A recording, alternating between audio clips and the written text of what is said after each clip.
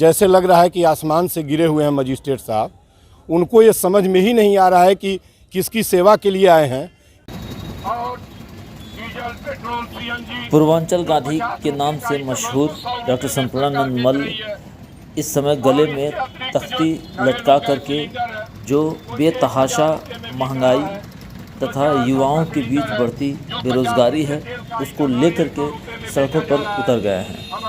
बताया जाता है कि पूर्वांचल गांधी ने अभी तक राष्ट्रपति, प्रधानमंत्री सहित अनेक जिम्मेदार लोगों को 100 से अधिक ज्ञापन दे रखा है, किंतु यह दुर्भाग्य कहा जाए लोकतंत्र का कि इन पत्रों का न तो कोई संज्ञान लिया गया और न ही अभी तक कोई संतोषजनक उत्तर दिया गया है। आज इसी मुद्दे पर वो माइक के जरिए बोलते हुए नजर आए, जो अपने आवाज़ से लेकर के डीएम कार्यालय तक पहुंचे और वहां पर ज्ञापन दिए। आप खुद ही सुनिए। इंटरनेशनल एयरपोर्ट नहीं मांगा, हमने वंदे भारत नहीं मांगा। 95% लोग, इस देश के 80 करोड़ लोग जो 5 किलो अनाज में अपना जीवन तलाशते हैं, लेकिन ये जालिम जो है कर पर कर लगाता चला जा रहा है, टैक्स पर टैक्स लगाता है। न जाने क्यों टैक्स की मार, न जाने क्यों टैक्स से कोई कितना लगा हो गया है हमारे पेट पर, हमारे पेट के ऊपर, शिक्षा के ऊपर, चिकित्सा के ऊपर हमारी। जैसा कि इस समय हम गोरखपुर डीएम कार्यालय में हैं और यहाँ पे पूर्वांचल गांधी डॉक्टर संपूर्णानंद मल्ल ज्ञापन देने के लिए आए थे। आइए हम लोग इनसे जाने। वेलकम। और मैंने ज्ञापन देने की सूचना सवेरे ही कलेक्टर साहब को और श्रीमान सिटी मजिस्ट्रेट को, श्रीमान एडीएम सिटी साहब को दे दिया था। किसने रिसीव किया ज्ञापन आपका? ज्ञापन हमारा रिसीव किए हैं सिटी मजिस्ट्रेट दुबे जी, और उनका एटीट्यूड कैमरे में यदि कहीं कैद होगा तो बहुत ही होगा। उन्होंने जिस तरीके की भाषा का इस्तेमाल किया है, उन्होंने कहा है कि हम आपका ज्ञापन हर हफ्ते ज्ञापन नहीं लेने के लिए बैठे हैं, हमारा एक ही काम नहीं है। उन्होंने इसके बाद बहुत सारी बातें की है।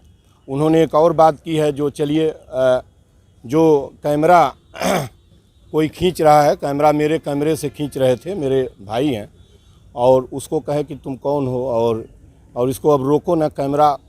जैसे लग रहा है कि आसमान से गिरे हुए हैं मजिस्ट्रेट साहब। उनको ये समझ में ही नहीं आ रहा है कि किसकी सेवा के लिए आए हैं, किसके उनको पता ही नहीं कि हम हर घंटे ज्ञापन देंगे। हम कलेक्टर साहब, ऑनरेबल कलेक्टर को, हम रिस्पेक्टेड कलेक्टर को ज्ञापन देने के लिए दिए थे।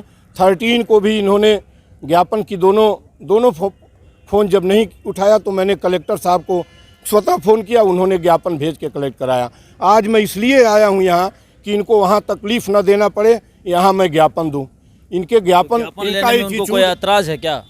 उनको ज्ञापन लेने में ऐतराज़? ये तो उनसे आप पूछिए ना कि उनको कितनी आपत्ति है ज्ञापन लेने से। किस बात के लिए वो कह रहे हैं हम इसी बात के लिए नौकरी नहीं कर रहे हैं, या इसी बात के लिए नौकरी कर रहे हैं कि उनको ज्ञापन लेना पड़ेगा। और कल मैं कलेक्टर साहब के यहाँ, आज ही मैं कलेक्टर साहब को सूचना देता हूँ और कल कलेक्टर साहब के यहाँ सत्याग्रह करता हूँ। कल मैं बैठूँगा सत्याग्रह के ऊपर और देखता हूँ ज्ञापन इन्होंने जो जिस तरीके से वो समझते क्या हैं। ज्ञापन उनको हर सेकंड, हर मिनट लेना पड़ेगा। मैं कलेक्टर साहब से कल पूछूंगा। आज मैं उनको सूचना देके कल मैं सत्याग्रह उनके दरवाजे पर करता हूँ। ओके। गेहूं, दाल, तेल, चीनी पर जीएसटी। डीएम आवास पर डॉक्टर संपूर्णानंद मल्ल का ज्ञापन लेने आए सिटी मजिस्ट्रेट ने अपना आक्रोश व्यक्त किया, गुस्सा जताया और उनको धमकाया कि आप बार बार ज्ञापन दिया मत कीजिए, मेरे पास इतना फुर्सत नहीं है कि आपका हम ज्ञापन ले लेंगे। आखिर एक विद्वत व्यक्ति जो समाज के लिए लड़ रहा है, समाज के लिए चल रहा है, उस व्यक्ति के साथ अगर इस तरीके का व्यवहार किया गया है तो आम जनता के साथ ये शासन प्रशासन के अधिकारी कर्मचारी कैसा एक्शन लेते होंगे, क्या ट्रीटमेंट देते होंगे, इसका अंदाज़ा लगाया जा सकता है। यह लोकतांत्रिक मूल्यों को कहीं न कहीं सीधे तौर पर चैलेंज है और इस तरीके के एटीट्यूड को बदलने के बाद ही वास्तविक लोकतंत्र की स्थापना हो सकती है। फिलहाल उनके इस व्यवहार से डॉक्टर संपूर्णानंद मल्ल बहुत ही आहत हैं और उन्होंने सत्याग्रह की बात कही है। आपको यह खबर कैसी लगी ज़रूर हमें बताएं, लोकतंत्र की मजबूती के लिए। धन्यवाद।